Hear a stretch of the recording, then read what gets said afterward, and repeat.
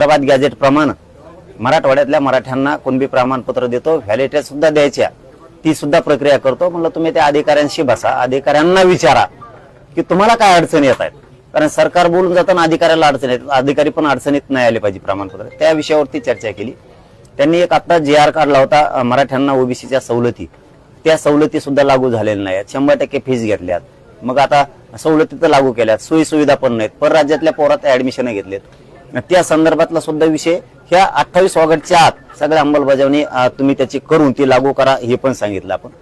केसेसच्या संदर्भातला विषय झाला की तुम्ही राज्यातल्या केसेस जे आहेत ते मागे घ्या. त्यांनी सांगितलं 1300 काहीतरी घेतल्यात, काहीतरी 68 काय काय काहीतरी राहिल्यात म्हणजे त्या पण प्रक्रिया आहे.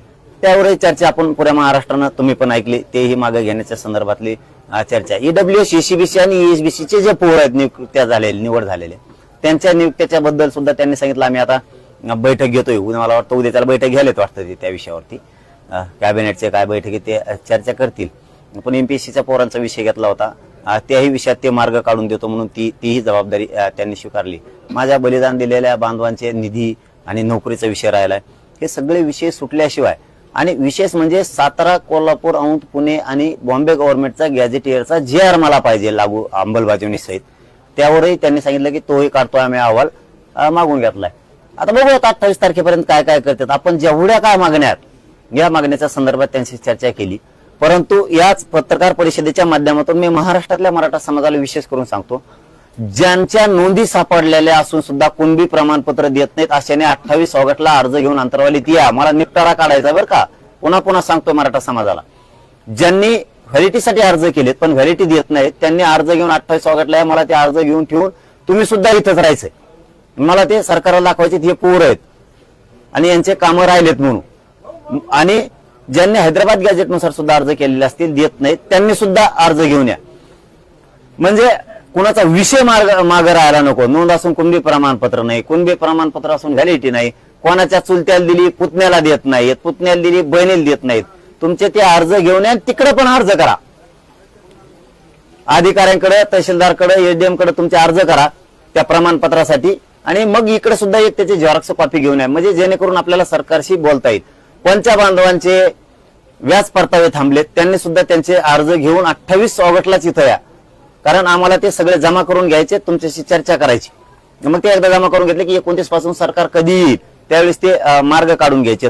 कोणत्या विद्यार्थ्यांचे पंजाबराव देशमुखांच्या माध्यमातून शिष्यवृत्त्या राहिल्यात, सारथीच्या कुठल्या कुठल्या योजना राहिल्यात त्याविषयी आपण चर्चा केली.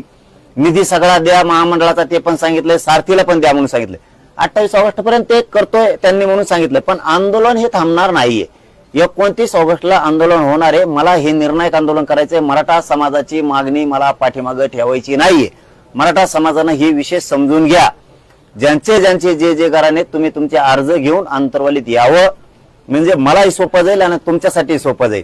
तुम्हालाही कधी आयुष्यात अडचणी येणार नाहीत आणि समाजापुढे अडचणी उभा राहणार नाहीत.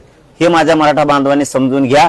2-2, 4-4 दिवस कामं बुडू द्या, परंतु हा आयुष्यभराचा विषय कुणबी प्रमाणपत्राचा. काहीच्या फाईल दाबून धरल्यात, काहीच्या नोंदी असून देत नाहीयेत, काहीने अर्ज करून कुणबी प्रमाणपत्र देत नाहीत, कुणबी प्रमाणपत्र व्हॅलिडिटी देत नाहीत. आपण आपले अर्ज घराने घेऊन या. महाराष्ट्रभरातले जे पोरांचे ऍडमिशन झालेत पुढे त्यांना अडचणी यायला लागल्या. जर विद्यार्थ्यांना येता येत नसेल तर विद्यार्थ्यांनी त्यांच्या वडिलांना पाठवलं, भावाला पाठवलं तरी अर्ज घेऊन चालतंय. तेच हजर असावं असं काय नाही. विद्यार्थी एखादा निवड झालेला आहे ECBC, EWS मधून, त्याला येत नसेल तर त्याच्या घरच्यांना पाठवा, म्हणजे जेणेकरून आमच्या लक्षात येईल की त्याला येता आलं नाही त्याच्या ड्युटीमुळं. परंतु मराठा समाजाने मात्र खडबडून जागे व्हा आणि सामान्य मराठ्यांनी आपल्या लेकराबाळाच्या कल्याणासाठी घराच्या बाहेर पडा. तुम्हाला जसं येता येईल तसं या. 29ला या, 30ला या, 1ला या, 2ला या, 4ला, 5ला. पण मराठा यावेळेस राज्यातला घरी राहता कामा नाही. नोकरदान पण, व्यावसायिक पण, राजकारणी मराठा पण आणि गरीब मराठा पण. तुम्ही एक मागणी केलेली आहे मराठा आरक्षण समितीची बैठक अंतरवालीत घ्या, त्यावर त्यांनी काय उत्तर दिलं? मी मागणी नाही केली, गैरसमज जायला नको. मी त्यांना सांगितलं की उपसमितीचे जेवढे मंत्री आहेत आणि जे अधिकारी आहेत ना, आम्हाला समोर कळू द्या हे म्हणलेलो आहे. मी बैठक लावा नाही म्हणलं, तर समजा त्याचा अर्थ बैठकच होतो. पण मी त्यांना सांगितलं आम्हाला समोर कळू द्या.